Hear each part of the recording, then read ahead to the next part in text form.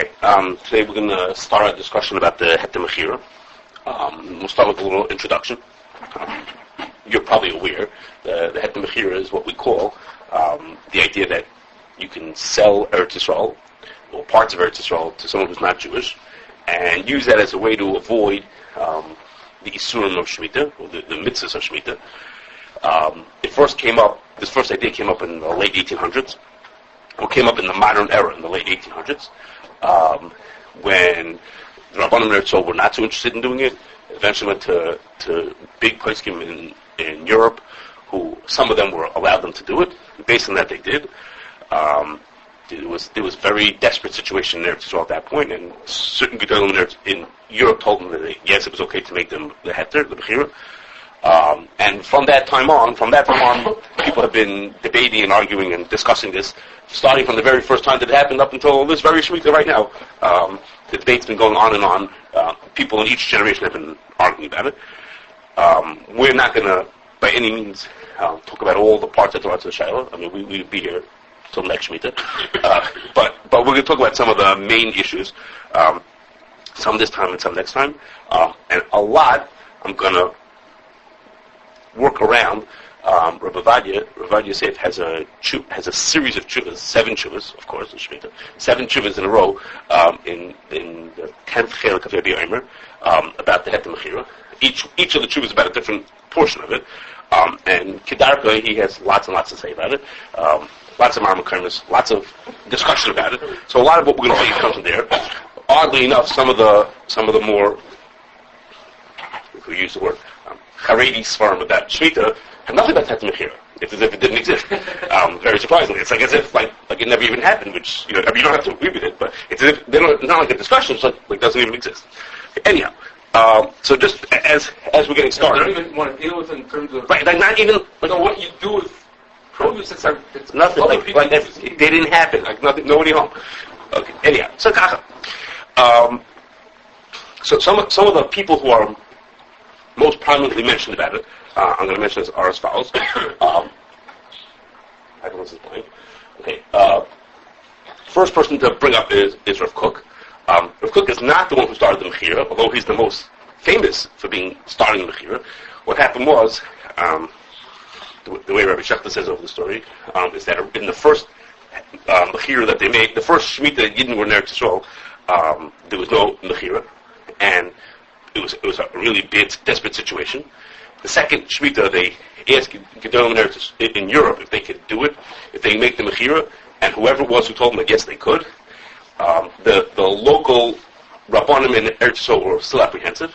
The Eder was apprehensive about doing the Mechirah. They said, go to the Rav in Yevul, which was not Rav Kook then. Go to the Rav in Yevul, and he'll do the Mechirah for you, and he did. Whoever that person was. By the time the next Shemittah came around, it had sort of been part of the office of the Rav of Yevul was to do the Mechirah, and by that point, Rav Kook was the Rav of Yevul, and it was like part of his job. So like part of what he did was to do the Mechirah. So Rav Kook wrote much about it and supported it. Now, most people, okay, well, I'm going to continue and come back to this in a second. And later, many years later, 30, 40, 50 years later, when Chazon Ish came to Eretz Yisrael, he was from the strong people who argued with the Heter and said that it's not appropriate, we should not be doing it. Again, there were people discussing this before, during, and after. But those are 2 people who are well known to be involved in it. Now, most people look at it, most people take it as Rav Kook said, the Heter Mechirah is l'chatchila. That's what you could do. It's 100%, no questions. It's l'chatchila. And the Chazon Ish said, absolutely, it's horrific. It's terrible, even with the evidence. Okay. So I just want to bring you quotes from each of them, just to show you that those extremes are not exactly accurate. Okay, and this is a quote from one of Cook's farm. It's from Mishpat Kai. He says, "The Heter Mechirah only died the amount of fat with clock. There's nothing to talk about. It's fine. However, even so, we should do whatever we can. Even though we do have the Mechirah, we should do whatever we can so that Yidden living in Eretz Yisrael should be able to keep Shemittah the way they're supposed to. They should do it the way they're supposed to. And any part of Eretz Yisrael that people are able to keep the mitzvah the way they're supposed to, we should be thrilled that people are able to keep mitzvah Shemittah the way they're supposed to. But the Lamaisa is we can't look down at the people who are following the Heter Mechirah because even though it's not the best thing to do to have him a heter, and never we feel bad that we're in such a matziv that we have no choice but to rely on the Heter Mechirah. Like never, what can we do? We're in Eretz Yisrael, we have no choice but to do it. But even so, what should we do? Lamaisa is it works, and therefore, for what it's worth, we shouldn't make the people, so to speak, feel bad that they're doing the wrong thing. Okay, so even though he's in din, he's saying yes, it's okay to the Mechirah. Yes, it's fine, and he was the one who did it for them. But even so, that said, by no means did he think that was the best choice. If we're stuck and we feel so bad, I can't be as poetic as he is. How bad he feels that we can't do Shemittah that is supposed to. Okay, back to Cook. So now, the other side, the other is the Chazon Ish, who of course was not in favor of the Heter, and he said like this. So he says, whoops. Okay, it's going by itself. Those people who sell the Heter Mechirah, but the part in brackets are doing by themselves is something we'll talk about next time, why that was important. He says, Lamaisa is, they're doing the wrong thing, because the Arba Moise Chanim, we'll talk about that next time. He says, Lamaisa is, the Mechirah works, and therefore, the food doesn't have Kedusha Shvius, we can talk about that in a second, and so Lamaisa, I wouldn't do it, it's not a good idea, but if they did it, Yeshem Amarash, Sheyismechu, and it's okay, I mean, there's something to it. So again, we're hearing that even though in Din, you'll hear again and again how he disagreed with the Mechirah. He did not think we should do it, but not in the extreme that we're used to. So who's the Bar Samcha that says it's not Chal, or it's not, you can't use it? Only in, that I know of, in very recent times, there are people who say that it's completely zero, there's nobody home, nothing at all. But no, again, the Chazon himself is saying is that he wouldn't do it, and it's not right. But if a person did it, there was what to rely. Is there somebody? Now, what I have to say is Zero? Right. There's nobody. Right. Wait, I have to say something. The part that's there in brackets, which we're going to talk about next time, and this part about shlichus and lois chanim is going to be next time, and there's potential that, according to Chazon Ish, if the Mechirah is on a certain weight, it would be completely worthless. Okay, we're going to talk about that next time. It'll be next time. But that's going to be for next time, why that should be. What I'm saying is, conceptually, did he say that it's completely worthless? No, he didn't say it's completely worthless. He had kindness, and he had lots of pages written about how terrible it is, and what technically is right and wrong about it. But not to say zero, it's completely worthless. Okay, so just a little bit put things in perspective. I don't think if it's those times, that's their problem. Well, that's next time. We'll talk about that next time. That's not for today. Okay. Kashrus of Marseille. What's the matter saying? Because how do you tell? Just standing there, you see people working in the field. You don't know unless there's That's a good question. Okay, I'm not sure the answer to that question. What? If there's a way to do it for Heter, then it's not really fine. Okay, and the last is, I'll go through this again, sorry guys. And the last is, Rav Vadia, who we'll hear lots from also. Okay. My last thing, I know this is a very long introduction. Last point here is that you see, or you get a feeling, we've talked about this before, a feeling, what? Different hands? Yeah. Different hands? Yeah, they each have different hands, yeah. You get best dressed. Figuratively and literally. You get a feeling that Chazon Ish and Rav Kook really came from the same angle. It really came from the same thing. They were trying to build the Yishuv in Eretz Yisrael. They both came in times when things were very tenuous and very not clear that things would work at all. As we've mentioned, the Chazon Ish has tremendous coolers in how to keep Shemittah. And that was his way of saying, okay, we'll be farmers and we'll keep people, there'll be agriculture in Israel. We've mentioned lots and lots of coolers based on which farmers actually able to keep Shemittah. And Rav came from a different angle, which was he didn't hold of those coolers. And it was like, well, if we don't give them a way to survive, we have to keep people living in Israel from a different angle. Okay. So now on to what we really want to talk about, which is the prerequisites for the Heter Mechirah. What do I mean by prerequisites? Next time we'll talk about the actual shilos in the Mechirah itself. Okay, but I'm going to talk today about 3 different prerequisites, 3 different items that need to be in place to be even able to have a Mechirah, to even consider having a Mechirah. Okay, as opposed to next time is going to be next time is not going to be the prerequisites, the shilos that are within the Mechirah itself. Okay, and the 3 prerequisites, 2 of them we've already spoken about. So we'll move those quickly. And one is the question about Yevul nochri. We've mentioned before, there's a well-known machlokes, the Beis Yosef and the Mabit, whether if a guy owns a field in Eretz Yisrael, does his produce have Kedusha Shvius? Okay, so now according to the Beis Yosef, it has no kedusha shvius. So it's possible to make a mechira. According to the Mabit, the produce still has kedusha shvius. So you haven't completely solved the problem. All you've done is you avoided the issue of svichen. We mentioned that there's no issue of svichen on the guy's field, but according to the Mabit, which the Chazon Ish wasn't supported, the Chazon Ish told people to follow the Mabit, then there's still kedusha shvius. There's still an issue to do malacha. Everything applies to if you sold to a guy, so you didn't gain as much by selling the entire. So you don't have the beginnings. It's why I call it prerequisite. You're missing. What did you gain? According to the Mabit, Yeah. nothing. You gain it. That's not tzvichen. You gain it. That's not tzvichen. But so it's not tzvichen. So that is to say, that's a significant point because fruits are going to be mutter even if someone works the land inappropriately, and vegetables would be usher, but automatically it's tzvichen. So you say that you didn't have tzvichen. But Why is there no svichen? why is no tzvichen? We talked about it. The reason is because tzvichen is an issue. The Chazal did they said tzvichen or usher because they don't want people to go ahead and plant. So they didn't make that issue on the guy because the guy's field, the guy's going to plant. He doesn't care whether they tell him to plant or not to plant. So they didn't make the issue tzvichen in the first place. Okay, so that is to say, those who make the Heter Mechirah are assuming like the Beis Yosef. Okay, which is very reputable. Most of Eretz Yisrael follows that. Most of the people in Eretz Yisrael follow the Beis Yosef. Okay, so now, just in this talking about this Shaila, Rav Kook has a big chiddush to answer a very obvious question. Okay, I don't see so many other people talking about the question, but his answer is quite a chiddush. And the question is like this: he says, if there's a din, if it's possible to sell Eretz Yisrael like we're doing, making a Heter Mechirah, we're selling Eretz Yisrael to a guy and avoiding Shemittah, he says, how come nobody did it until now? He says, there are plenty of stories in the Gemara about people who were really in bad shape and really had a hard time keeping Shemittah. How come nobody thought of this Mechirah until, 1,000 years later? Where's everybody been? Why didn't anybody think of this kula until now? What's the reason not to have this kula?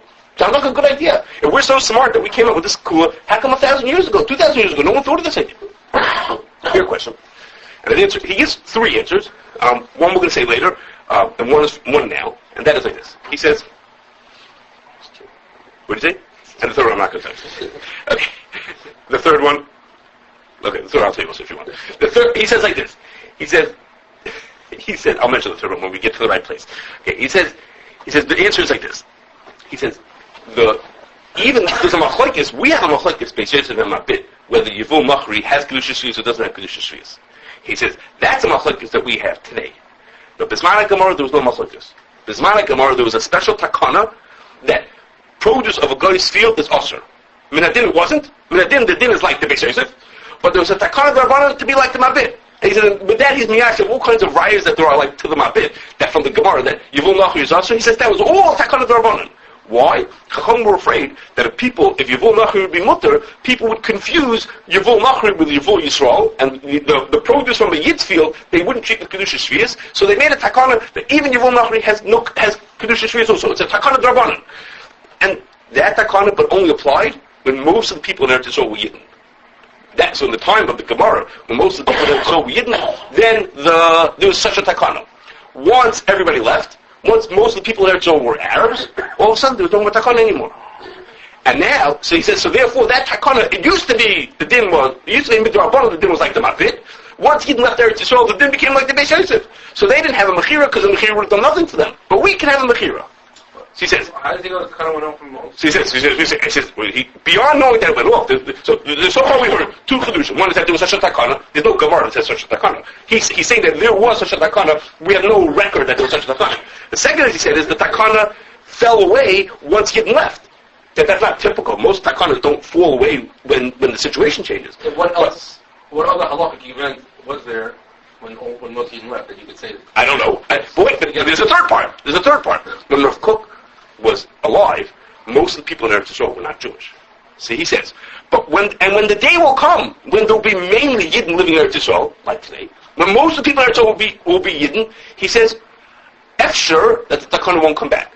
He says it was a takana at times of Chazal, but it wasn't even like the takana was when they're mainly Yidden, and that's sort of like it goes back and forth. He says, sure that it also won't come back when they're mainly Yidden. So there's three steps over here. First of all, he's creating such a takana, saying the takana fell away when Yidden stopped being the majority, and then the takana will not come back when the Yidden become the majority again. Okay, each of those steps is a chiddush. Each one of those is we wouldn't have guessed. Each one of those, we didn't know that there was a takana in the first place. We wouldn't guess that the takana would fall apart, and surely, but that it should come back. If there was such a takana when it's mainly Yidden, you would think that nowadays, that most of the people that are only Yidden, it should come back. Okay, so he's using that to explain why, until 100 years ago, 150 years ago, no one ever heard of such a takana. No one made Heter Mechirah. So this is how he's being miyashav that and trying to fit it into, to everything should make sense. Okay, as I mentioned to you, that's quite a chiddush, to say this. So the last part's the biggest thing. That it won't come back. So he makes it like it was like a temporary thing now while everyone's here. Once everybody leaves, the takana fell apart, so we don't need to make a new takana. It's as if we don't need to make a new... He doesn't say official, he says after that we wouldn't do it again. But of course, after is... So those that keep it, they talk about the after. How do they get around the after? No, It's enough. It's an after. Yeah. A little bit, most people are, so to speak, ignoring the question. The original question was, why didn't they think of this 1,000 years ago?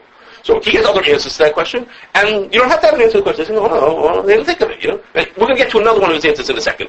But they said, well, who knows why there's no... this whole idea is built on that question. Okay. So our second prerequisite to making a Mechirah is, you have to assume that Shemittah nowadays is the Rabbanan. I understand that. Forget about the fact they don't think about it. There's a kasha. Which is? The kasha is now that the Roy Yisrael. So they don't even agree there was a kasha. Maybe the original, the question that preempted that point, which was, why didn't someone make a Heter Mechirah 1,000 years ago? Why didn't you don't have to The answer was because his answer was because at that time it would have been meaningless to make it. Because it was takana at that time that things on the glaze field were usher anyhow. So they had no value to making a takana. But if you don't want to bother by the question, or you use one of his other answers, then Okay, the second thing is, in order to make a Heter Mechirah, you have to say that Shemitah is a Rabbanan. Why? We're going to hear that there's lots of weaknesses to the Mechirah. There's lots of weaknesses to it.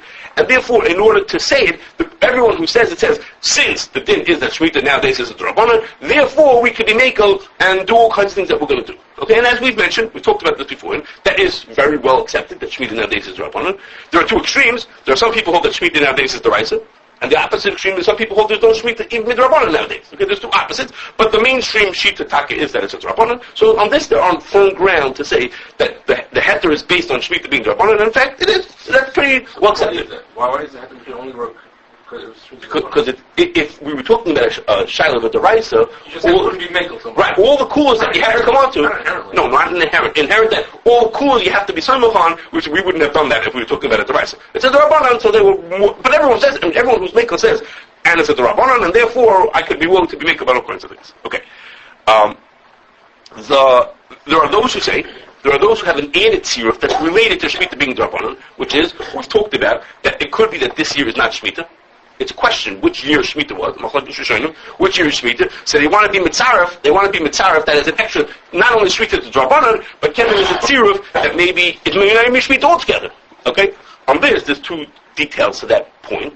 One is there's something you may know about it. It's almost Pesach already. There's a famous Ran who talks about Heseba by the Dalet Kaises. Okay, who says when you have a drabanan and Safek drabanan l'kulu will mean that you could be making about both. Because some Rabbanan should do Hesed by the first two cases, do Hesed by the last two cases, so you can make about both. You don't have to do Hesed at all. When there's a Safek Rabbanan will mean you don't do the din at all, then you have to do both. Then there's no Safek Rabbanan l'kula. It's a well-known run about Hesed. So they say, well, maybe we should keep Shemitah then both years nowadays. Because if you say Safek Rabbanan l'kula on both years of Shemitah, we should keep it on both.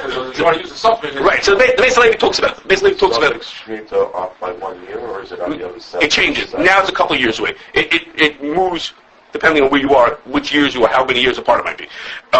So the base lady talks about this. But on the other, what I say is, it can say that Hol Gufa is a raya that it's not really considered a suffix anymore. It may not be a suffix anymore what year Shemitah. And it's other paskin that Shemitah is this year. There was once a machlokes Rishayim, but it's not a machlokes anymore. We're settled. We don't have a suffix anymore. Okay. The second thing is, the second part was that Rav Kook, that's Rav Kook's one of his other answers as to why they didn't have the Heter Mechirah back in the times of the Gemara, is because in the times of the Gemara they knew what Shemitah was. They didn't have this added tziruf that we were supposed about what Shemitah is. But we have the added tziruf, so we can't say that was one of his other. That was the answer I was not going to say. Okay. The third answer I'm going to say in a second. Okay. And you'll remember when Rabbi Ramon was here, he said to us, he said that this was the thing, the really exciting part of the shir. He said this is, he says, the whole Heter Mechirah is based, one of its legs that it's standing on it, that Shemittah is drop on him. He says, soon, Mashiach is coming and Shemittah is not going to be drop on him, so we have to be ready.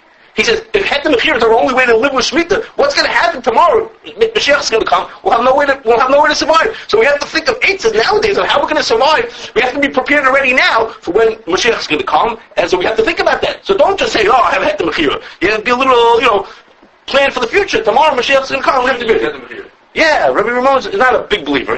For people who are stuck, he says yes, but his eitzes, he looks for other ways of dealing with Shemittah, so we don't have to worry about it, because if it's only based on Shemittah being Drabanan, tomorrow's not going to be Drabanan. Mashiach's going to come, it won't be Drabanan. We better be ready. Okay? That's a different angle on this. Okay, anyhow. Okay. We would start out with the Shemittah year just like we did when we first, 4 years got it. Yeah. So. Yeah, but it'll be Deraisa. Once we meet all the conditions that we need for being Shemittah, when Mashiach comes, I think if also when Mashiach comes, we'll figure out I'll find solutions.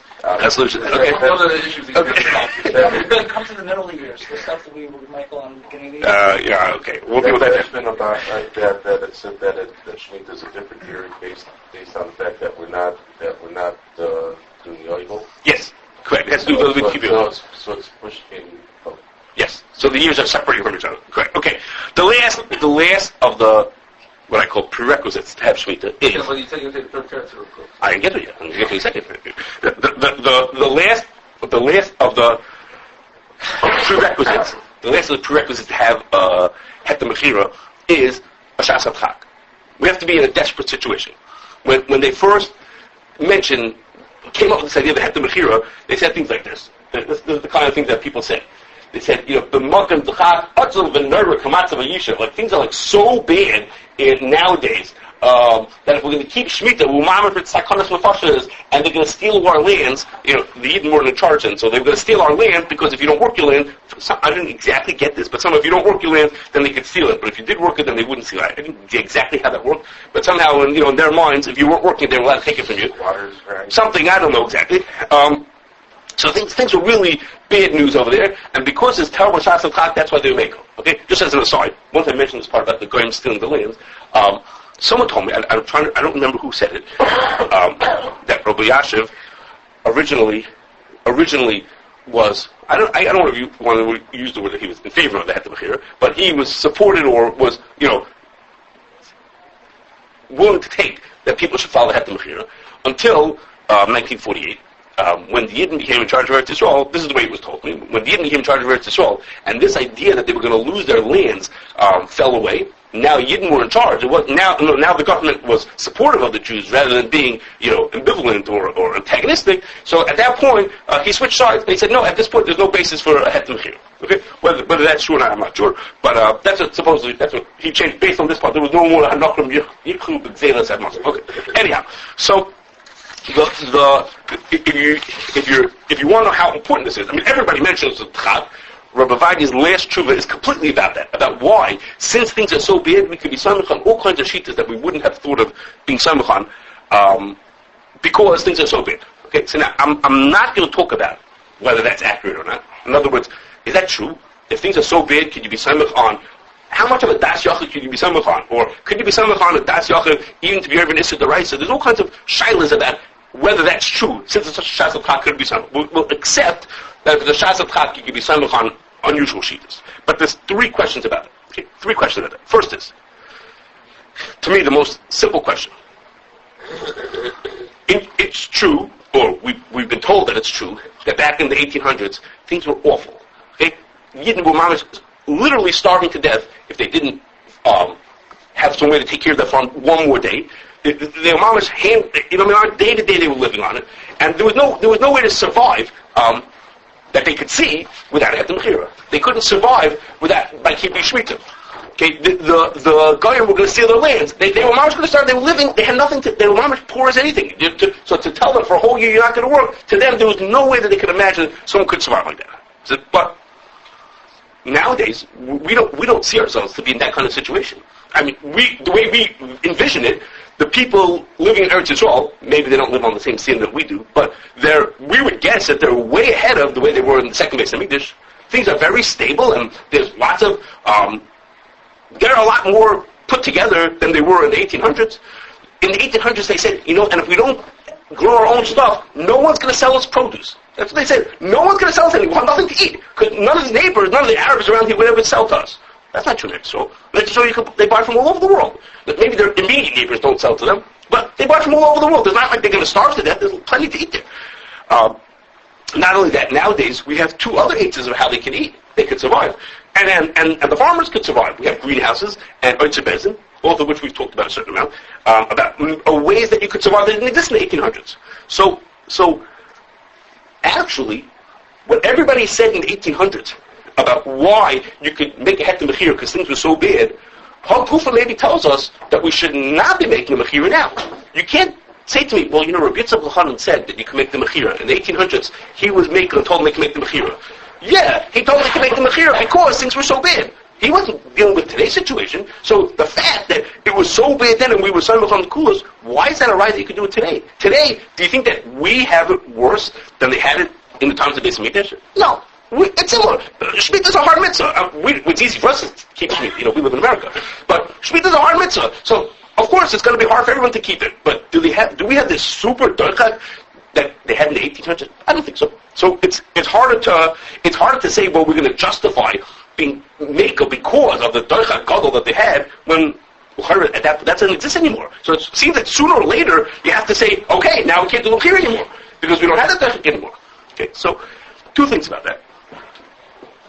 One is that Rav brings a quote from Rav Kook. I couldn't find it, but I'm sure it's there because he might have a whole quote from him, who says that even though in my time, this is Rav Kook who's just at the very beginning of when the Heter Mechirah started, even though in my time things are not as bad as when they were originally makel. The original Mechirah, 14 or 21 years ago, it's not as bad as it was then. Even so, Lamaisa is we have to be makel to help. He brings Yerushalmi that you have to take coolers to help Yidden and you have to help people out. So he was saying even though it's not as bad. So to me, I don't see that really answered the question. Maybe it answered the question for him, maybe for that time. But we're 100 years later. At a certain point, you have to say there's no more dochak. It's not any terrible situation anymore. Okay? But the other thing is, the third answer I said I'll tell you. Rav Kook gives to his question. He asked the question. He says, how come in the days of the Mishnayos and the Gemara, nobody said that you should do a Mechirah? There was no such idea was brought up you should make a Mechirah, and we're waking up with this idea now.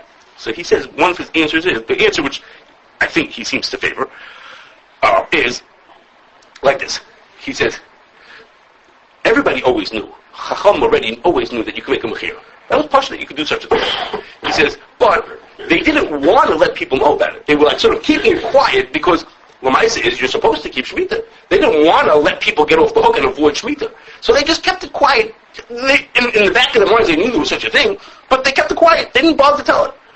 But then, when things got really bad, then the Chacham of the time chose to, so to speak, let it out of the bag and let people know you can make a Mechirah. So the reason why Chacham didn't say it is not because you couldn't say it. They could have said it just then, fine also. But they didn't want to say it.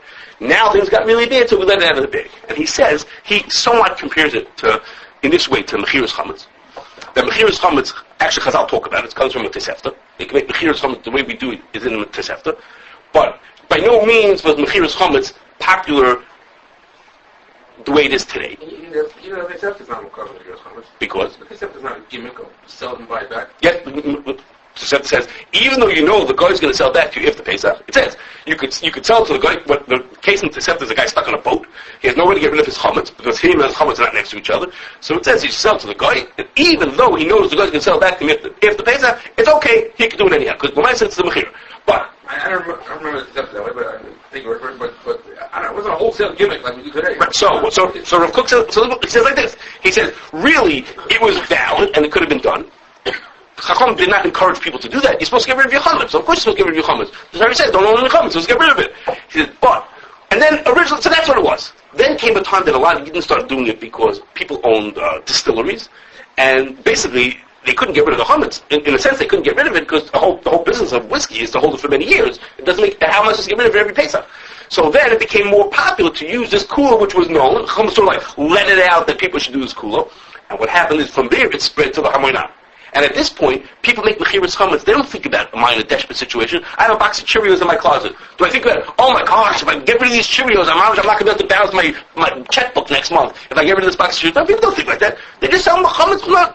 They don't care at all. So once the Chacham let it out of the bag for the people who really had a desperate situation, in this case it's the whiskey people, once it let it out of the bag for those people, then it just spread and everybody took advantage of it and did whatever they wanted to. So the dochak is not to say that you can only be make of this a dochak. The dochak is to justify letting it out of the bag. Once the Chacham let it out of the bag, then everybody who wants to could take advantage of it. Okay, obviously you could question that, but that's one of the Cook's answers to that question, and how he would explain it. Even though the dochak for us is by no means what it was 150 years ago. That's right, the dochak just was the reason why the Chacham of the time chose to let people do it, but it doesn't have to exist anymore. Okay, a second question. This is Beis Levi's question. Beis Levi is like this. He says, the only time it's appropriate to say that when something's a shas adchak, you could be mekel, you could be samach on kulas and shitas and whatever it is when something's a shas adchak, is when the chak and the mitzvah are separate from one another. He says when there are two things that are separate from one another, then he says that chak justifies being samach on a shita that's mekel. He says, but in Shemittah, so he says, for example, I don't know if he says this, but for example, the Gemara says, Mishum Arnuna, the non-Jews who ran Eretz Yisrael, forced the Yidden to pay a certain tax, and therefore the Chacham were makel about certain dinim of Shemitah to let Yidden do things on Shemitah they shouldn't otherwise do in order to pay this tax. So the mitzvah of Shemitah was the mitzvah of Shemitah, but there was an outside factor. Excuse me, there was this arnuna that they had to pay that was causing them a problem. So Chacham said that shas adchak justifies being makel about certain things. Or we can even maybe say, if I have a piece of land and the guy is going to steal my land on Shemitah if I don't work my land, so you can say that outside chak maybe would justify being makel about certain dinim of Shemitah. But today, the reason why the person wants to be makel is not because of an outside chak, it's because Shemitah is hard. He just wants to make it because now I work for a whole year. How can I do that? Well, that's the mitzvah. So how can you say that the shas adchak allows me to be makel about things? The shas adchak is not outside of the mitzvah. The chak is the mitzvah. You say, I can't keep Shabbos because I don't keep Shabbos. I'm not going to I won't have any money. Well, but that's the mitzvah. That is the mitzvah. You can't say that chak allows me to be samach on a shita hamekila. It doesn't work like that. You're going to be makel something. Not to sakana on the mitzvah. Right, good example. Okay, you say, I don't want to go to war because that's sakana. If you go to war, they shoot real bullets at you.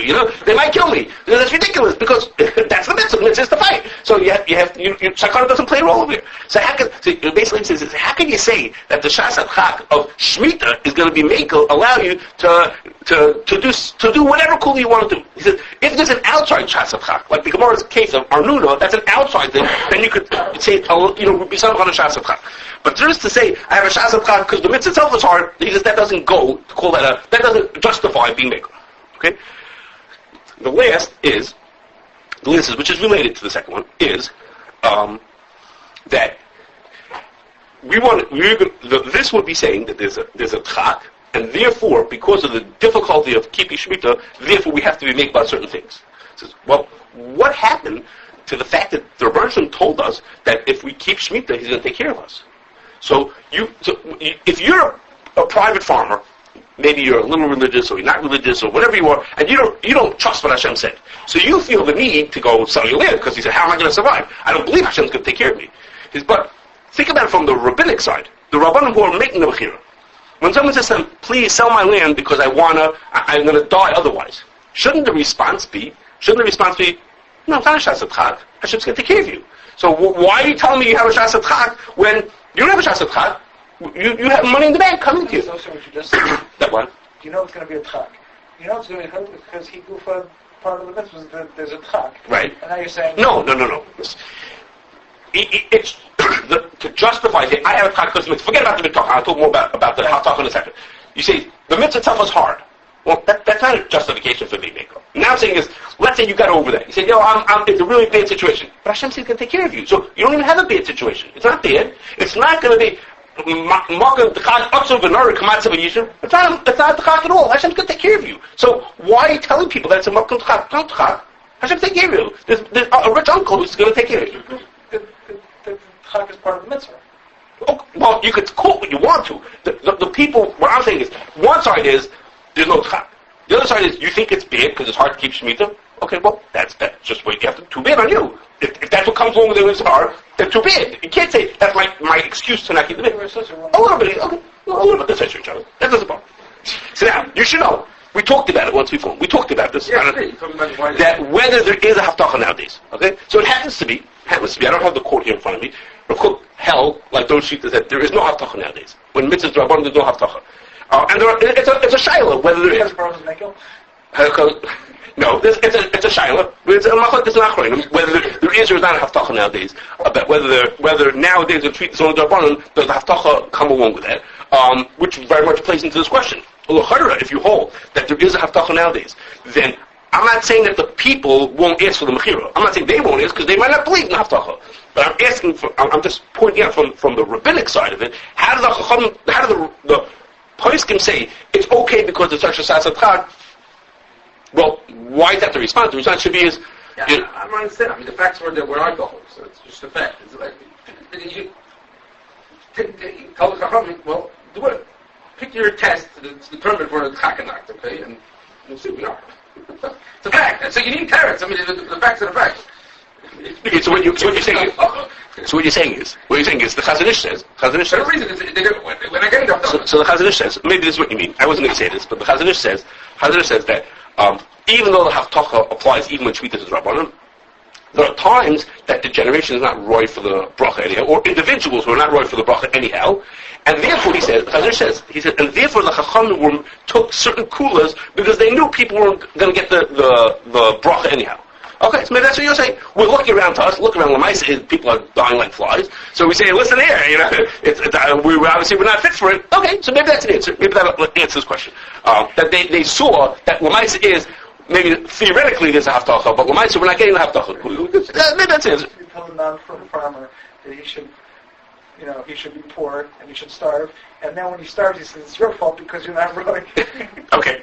Anyhow, so one last pride over here is that the point of this discussion is us to question whether the shasat chak, that was the justification for being makel, really is appropriate, and if it's appropriate nowadays, we'll call it like that. And to that, I'll just throw in my last point here is that many years ago, Rav Soloveitchik told the OU that they should not be samach on Heter Mechirah for things that they give hashgacha to.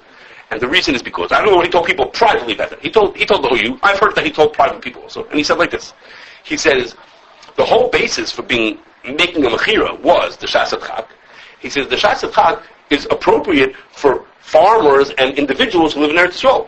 The farmer is desperate; he needs to make parnasa. The people are desperate; they need to eat. So then there's the beginning of a discussion of maybe we should have a heter mechira. That's the beginning of the discussion. He says, "But us living in America, we don't have a dochak. What's the problem for me? So if I can't buy red peppers in Costco, I'll buy red peppers in Ted. I mean, what's my dochak over here? Farmer needs to sell to somebody. There's loads of people to sell to. Most of the people who the farmers sell to are not me. Most people who sell goes to Europe and Russia and or to anybody else in Costco. They're not going to sell it to me specifically. They sell it to anybody. That's any question. Well, What's your question? I mean, the whole, you say you're doing it for the farmer. The farmer's, it's not like the farmer needs to eat the peppers. The farmer needs to sell the peppers. Okay, so if we're not going to buy the peppers. If you go to Costco and instead of buying the red peppers in Costco, you say, I won't buy them here. I'm going to go to Ted's. Somebody else would. Okay. Let's give up my bag. What? I don't need the cooler. Now, if you say the Yid living in Cholon needs to buy it, because if the locals don't buy it, these people won't have a market, that's one thing. But to say is the people in Chicago, so we don't eat their red peppers, so what? So we don't eat their peppers. It's not going to affect their market in any significant way that I don't buy their peppers. Now, you could argue that it affects it if the hashgachas won't take it. That you could argue. But on individual, and he told, and though you accepted that, though you won't accept Heter Mechirah, all the hashgachas, all the mainstream hashgachas also don't accept Heter Mechirah. Some of them for this reason, some of them for other reasons. But it has become mainstream not to accept that. But this was Rav Soloveitchik, how he directed OU was whether the Mechirah is good or not is like, so to speak, a side question. But for you, it's not appropriate. For an American hashgacha, he said that he told him that was not appropriate to be served.